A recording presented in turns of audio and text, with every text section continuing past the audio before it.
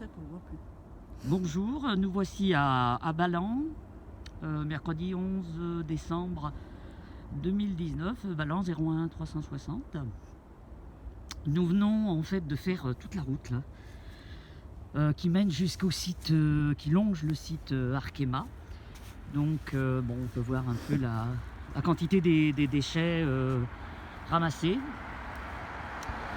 Voilà, c'est un sac énorme.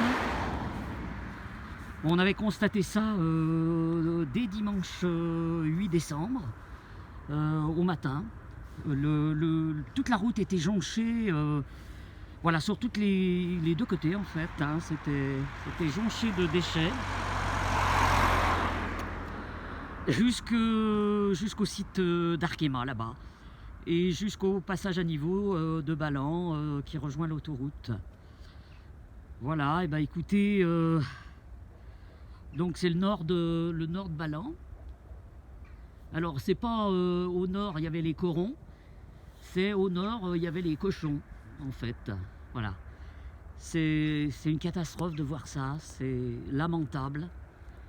Des canettes, des bouteilles, des emballages, enfin de toutes sortes, du verre cassé qui blesse les animaux sauvages. Et les enfants aussi, bien sûr, les piétons, les cyclistes, etc. Voilà. On a à peu près ramassé, il reste deux...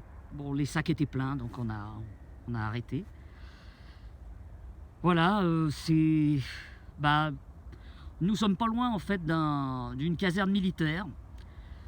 Je pense qu'à 60% les déchets doivent provenir de cette jeunesse. Au type des déchets ramassés, bah, le profil, c'est grand ado et surtout 18, 25, 30 ans, hein, puisque tous les déchets sont jetés des voitures. Donc c'est lamentable. Voilà, voilà, et on n'est pas dans les communes, je pense, les plus sales. Hein. Marseille détient le pompon, je crois, de la ville la plus sale.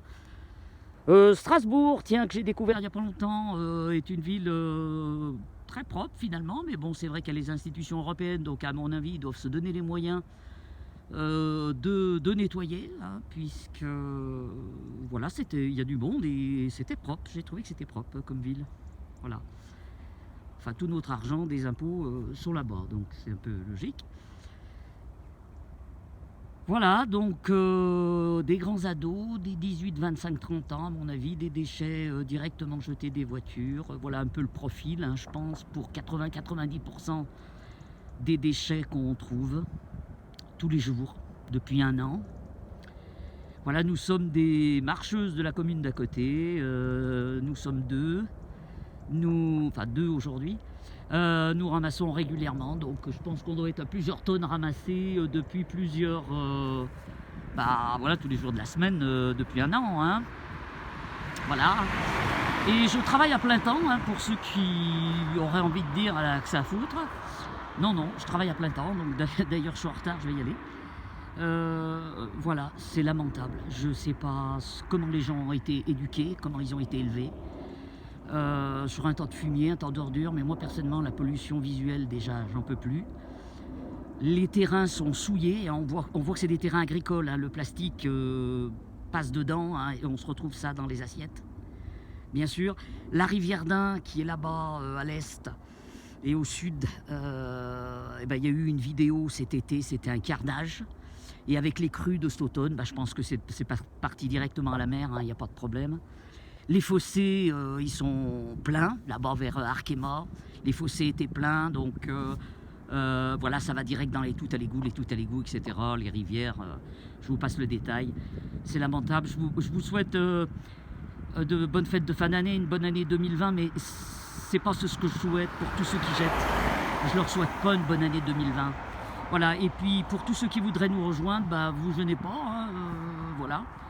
Chaque fois que vous marchez, vous prenez un sac. Nous, on les réutilise plusieurs fois, ces sacs. Ils font bon usage. Et voilà, si tout le monde nettoyait un petit peu sa petite part, là, devant chez soi déjà, bah, ça serait pas mal. Moi, j'ai pas envie de vivre dans une poubelle. J'ai pas envie de vivre sur une décharge. J'en peux plus. Voilà, bonne année 2020 à tous.